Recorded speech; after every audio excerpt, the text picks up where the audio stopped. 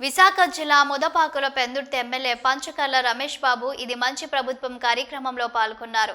ప్రభుత్వం ఏర్పడి 100 రోజుల్లోనే రాష్ట్రంలో అందించిన సంక్షేమాలను ప్రజలకు వివరించారు. గత ప్రభుత్వం రాష్ట్రాన్ని సర్వనాశనం చేసిందని, ఖజానా మొత్తం ఖాళీ చేసి ప్రజలను కోలుకోలేకుండా చేశారని ఎద్దేవా చేశారు.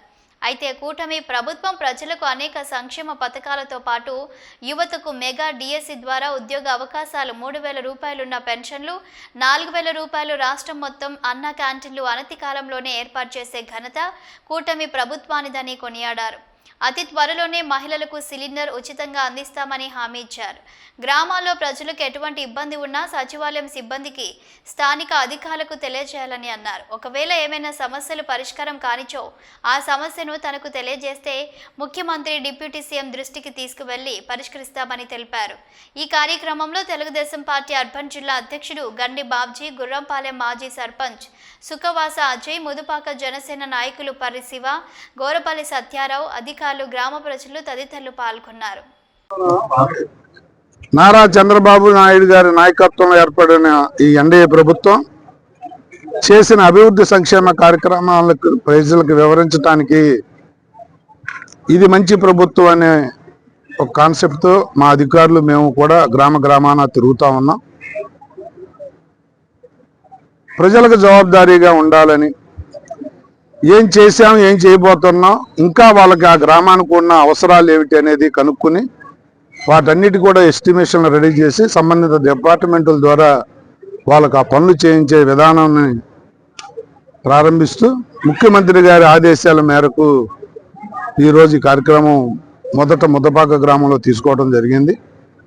ఆ స్పెషల్ ఆఫీసర్ గారు శేషశైలజ గారు, నాయకులు, అన్ని డిపార్ట్మెంట్ల అధికారులు కూడా అటెండ్ అయ్యి, ఇదేదో ముఖస్థుతి కోసం ఏదో మామ అనిపించే కార్యక్రమం కాకుండా ముఖ్యమంత్రి గారి ఆదేశాల మేరకు 100% కమిటెడ్గా చేస్తూ ఉన్నాం.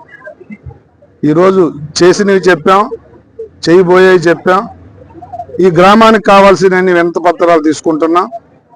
అవన్నీ కూడా ఆఖరి రోజు మా స్పెషల్ ఆఫీసర్ గారు మేము కూర్చుని ఆ నీడ్ ఏదైతే ఉందో ఆ గ్రామానికి అవన్నీ కూడా ప్రభుత్వానికి రికమెండ్ చేసి అవి కూడా శాంక్షన్ తెచ్చుకునే దిశగా ప్రయత్నాలు చేస్తాం. ఇది పనిచేసే ప్రభుత్వం, అనునిత్యం ప్రజలను మన్ననలు పొందాలని తపనతో పనిచేస్తున్న ఈ ప్రభుత్వం.